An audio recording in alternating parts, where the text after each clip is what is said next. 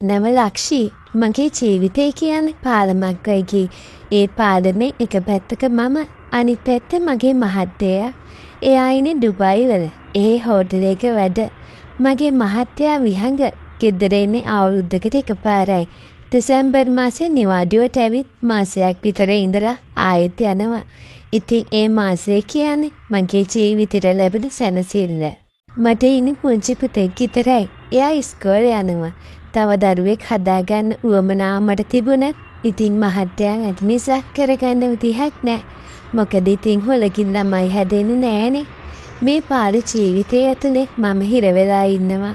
මගේ තරුණකම, මගේ ආශාව හැමදේම මගෙන් ඈතට යනවා වගේ දැනෙනවා. මගේ ඇඟ ගැන කියනවා නම් මට තියෙන හොඳ ලස්සන ඇඟක්, හොඳට පිරුණු එකක්. මම ගොඩාක් කෙට්ටු නෑ. ඒක මටම දැනෙන දෙයක්. දවසින් දවස පාළුවෙන් හිර වෙති. මගේ හිතේ ආශාවන් දළු වෙනවා. ඒත් ඒවට නවාතැන් දෙන්න විදිහක් නෑ. විහඟායෙත් එනකන් මම බලන් ඉන්නේ දින ගණන් කරමින්. ඒ මාසය ඇතුලේ අපි දෙන්නටම දැනෙන හැඟීම් වලින් මම පෝෂණය වෙනවා. දවසක් මම ගෙදර අස්කර කර හිටියා. විහඟ ලංකාවට එන ළඟ නිසා. එයා ඉන්න කලින් ගෙවල් හොඳට අස් කරලා ලස්සනට තියෙන්න ඕන නිසා මම හැමතැනම අස් කරමින් හිටියා. එදා මම ඇඳගෙන හිටියේ කොට ගවුමක්.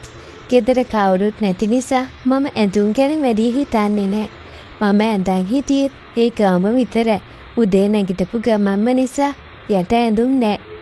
පුතත් ඉස්කෝලේ ගිහින් නිසා ගෙදර කවුරුත් නැහැනේ. තනියම වැඩ කරද්දි ටිකක් මෙදාසේ ඉන්න ලැබෙන එක මට සැනසීමක්. මම සාලේ බිත්ති පිහද පුටුවක් උඩට නැගලා වැඩ කර හිටියා. මගේ කොට ගවුම මගේ දණහිසෙන් ටිකක් උඩට වෙන්න ඉස්සරහට තිබුණා. දාඩියේ දාලා තිබුණ නිසා ඇඟට ඇලිලා. ඒත් මට ඒ ගැන වැඩි තැකීමක් තිබුණේ නෑ. ඒත් එක්කම මහත්තයාගේ අයියේ සහන් ගෙදරට ආවා. එයා තාම මැරි කරලා නෑ. අම්මලත් එක්ක තමයි ඉන්නේ. එයාලගේ ගෙවල් තියෙන්නේ අපේ ගෙදර කිට්ටුවමයි. අම්මා කෑම වගේක් හදලා ඒක මට දීලා යන්න එයා ඇවිත් තිබුණේ. මම අස්කර කර ඉන්නකොට එයා ඇවිත් එතන තිබුණ සෝෆා එකේ වාඩි වුණා. මම පුටු උඩ නැගගෙන වැඩ. මගේ කකුල් දෙකත් හොන්ච පේනවා. මටත් පිහක නැති නිසා ගොඩාක් අමාරුවේ හිටියේ. ඒ පාළුව නිසාමද මන්දා මම ටිකක් හොඳට පේන්න වගේ කකුල් දෙකත් උඩ දාගෙනම වැඩ කළා.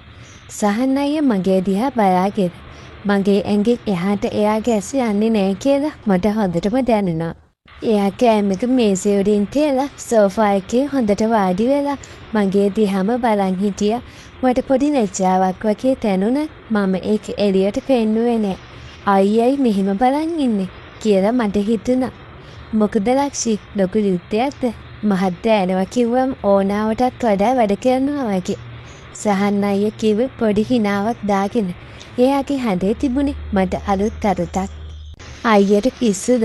අස්කර ලස්සනට තියන්න එපේ. මහත්තයා ආවම සතුටු වෙන්නත් එක්ක. මම උදේ දැම්ම කිව්වේ ටිකක් ඉහෙදුවට වගේ. මම වැඩ කර ඉන්නකොට මට ඕන වුණා උඩ තිබුණු බල්බ් එකක් මාරු කරගන්න. ඒක උස වැඩි. පුටුව උඩට නැංගත් මන්දේ අතට අල්ලගන්න බෑ. අයියේ මේක අල්ලගන්න උදව් කරන්න පුළුවන්ද? මම ඇහුවේ මගේ ඇඟත් ටිකක් වකුඩු කරලා උඩ බල්බ් එක දිහා බලන ගමන්. මට ඒ වෙලාවේ මතක් වුණේ නෑ මගේ ඇඳුම ගැන. සහන් අයියා හිමින් සෝෆා එකෙන් නැගිටලා මගේ ළඟට ආවා.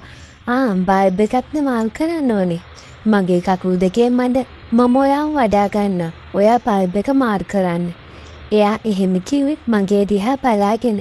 එයාගේ ඇස තිබුණේ වෙනදා නැති දීප්තියක්. මට පොඩි කැස්මක් ආවා. මාව වඩා ගන්නවද මේ කොට ගවුම පිටේ? නෑ අයියේ එපා. මම කොහොමයි කරගන්න. මම කිව්වේ ටිකක් නසන්සන් වෙලා. මගේ කම්බෝ රතු වෙන්නේ නැති. අනේ මොකක්ද ලක්ෂි? ඔයා මේ කියන්නේ මම ඔයාගේ අයියා වගේනේ. මොකුත් හිතන්න එපා. එයා මගේ ළඟටම ආවා. උඩ බලන්න එපා හොඳද? මම කිව්වේ පුළුවන් තරම් මගේ ගවුම පහළට අදින්න උත්සාහ කරමි. මට මතක් වුණා මම යට ඇඳුමක් ඇඳලා නෑ කියලා. මේ වචන ටික කිව්වත් මගේ ඇතුලෙන් දැනුනේ පුදුම දෙයක්. පොඩි පියක් ඒත් එක්කම පොඩි කුතුහලයක්. මම මේක නතර කරන්න ඕනේද? නැත්නම් මේක වෙන්න දෙන්නද? සහන් අයියා කිසිම දෙයක් නොකියුවට එයාගේ ඇස් මගේ දිහාමයි තිබුණේ. එයා මාව ඉස්සුවා. මගේ ඉනෙන් අල්ලලා එයා මාව උස්සද්දි මගේ කොට ගවම යටින් ඔක්කොම උඩට ඉස්සුණා. දැන් ඔක්කොම එළියේ. මගේ ඇස් දෙක විශාල වුණා. මගේ කකුල් දෙක එයාගේ ඉන දෙපැත්තෙන් එල්ලෙද්දි මගේ මුල් ඇඟම එයාට දැනෙන්න ඇති. මට දැනුණා එයාගේ අත්වල උණුසුම, එයාගේ ඇඟේ සුවඳ. මගේ හුස්ම ටිකක් වේගවත් වුණා. මම ගණන් නොගෙන වගේ මට බල්බ් එක මාරු කරන්න ගත්තා. මගේ හිතේ තිබුණේ පුදුම අවුලක්. මම මේ මොනවද කරන්නේ? ඒත් එක නතර කරන්න මට හිතුනේ නෑ. සහන් අයියා පහලට වෙලා හොඳ සැපක් ගන්නවා වගේ මට දැනුණා. එයා මගේ ඇඟට වඩා හොඳට කෑවිලා හිටියා. මගේ මුළු පිටම එයාගේ පපුවට තද වෙලා. මට ඇහුණා එයාගේ හුස්ම ගැනීමේ වේගය වැඩි වෙනවා වගේ. මගේ ඇඟට දැනෙන්නේ පුදුම උණුසුමක්. ඒක බියක්ද ආශාවක්ද කියලා මට තේරුණේ නෑ. බල්බ් එක මාරු කර ඉවර වෙද්දි මම හෙමින් පහළට එන්න හැදුවා. දැන් හරිය අයියෙක් පිමින් තියන්න මම කීවා. එයා මා පහළට කළා. ඒත් එහෙම මම සෝෆා එකට වැටුණා. මගේ ගවුම කරේ. දැන් මගේ කකුල් දෙක හොඳටම පළල් වෙලා. මගේ යත් දෙක සෝෆා එකේ පිටිපස්සට ගිහින් තිබුණා. හිතා ගන්න පුළුවන් සහන් අයියට කොහොමද දැනෙන්නේ නැතිද කියලා. මම ඇස් වහගත්තා. මම හෙමින් ඇස් වැල බැලුවා. සහන් අයියා මගේ දිහා බලාගෙන හිටියා. එයාගේ ඇස්වල තිබුණේ දැවිල්ලක්. මගේ මුහුණ රතු වෙන්නේ නැති. මට දැනුණා මගේ හදවත වේගයෙන් ගැහෙනවා. මම හෙමින් නැගිට්ටා. මගේ කකුල් දෙක ඈත් කරගෙනමයි මම නැගිට්ටේ. මම ඉක්මනට ගවුම පහළට ඇත්තා. සහන් අයියා ඒ දිහාම බලාගෙන එයාගේ ඇස්වල තිබුණේ ආශාවක්. මම ඉක්මනට හැරිලා මගේ වැඩේ ටිකටම කරගෙන ගියා. එයා කිසිම දෙයක් නොකිය ගෙදර ගියා. ඒත් එයාගේ ඇස්වල තිබුණ දේ මගේ හිතේ තදින්ම කාරදිලා තිබුණා.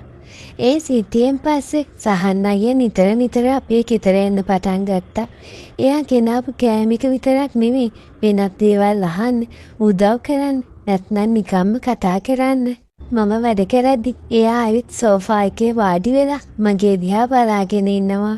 මම වැඩ කරනවා. එයා මගේ දිහා බලාගෙන අපේ ඇස් නිතරම ගැටුණා. ඒ ගැටීම් වල තිබුණේ අලුත් අරුතක්.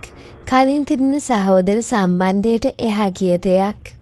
දවසක් එයා ආවේ වතුර බිල ගෙවන්න ඕනි කියලා කියමින්. මම සාමාන්‍යයෙන් අපේ බිලත් අයියට දෙනවා එකවර ගෙවලා එන්න කියලා. අයියා යනවා නම් මමත් එන්නම්. එළවලු ටිකක් ගන්න තියෙනවා කිව්වා. මම ඔයාව දාලා යන්න. එයා කිව්වා.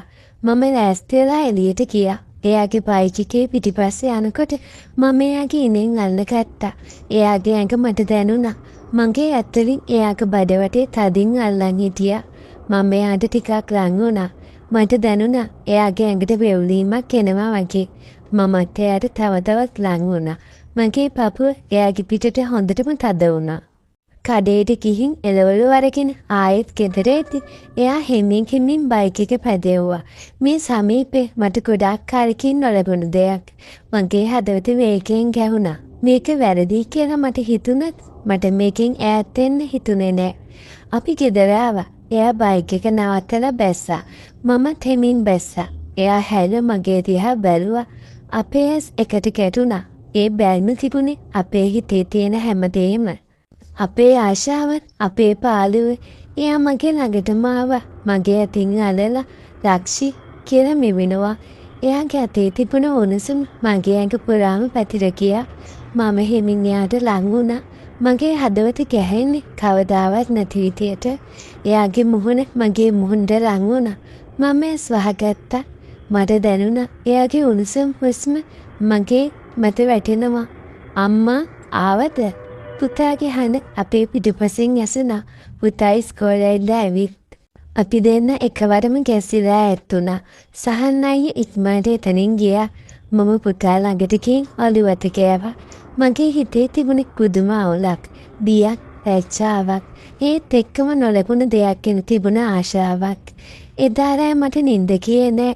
සහන් අයියාගේ ඇස්, එයාගේ හුස්ම හැමදේම මගේ හිතේ තවුන්කාර දුන්නා. මගේ මහත්තයාට මම මේ කරන දේ සාධාරණද?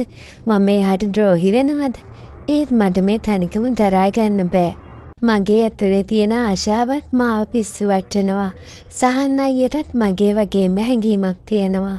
මේක වැරදි කියලා තැනදන මගේ හිතට තෙරුණේ මේකින් ඈත් වෙන්න අමාරුයි කියලයි. ඒත් මම තදින්ම හිතාගත්තා මගේ මහත්තයට වැරද්දක් කරන්නේ නෑ කියන එක. එදායින් පස්සේ මම අයියව මගෑරියා. කවදාවත් ඔහු හමුවට ගියේ නෑ. මේ වගේ කතා කියවන්න කැමති අය අපිව සබ්ස්ක්‍රයිබ් කරගෙන යන්න. මේ කතාව ලස්සනයි නම් ලයික් එකක් කමෙන්ට් එකක් දාගෙන යන්න අමතක කරන්න එපා.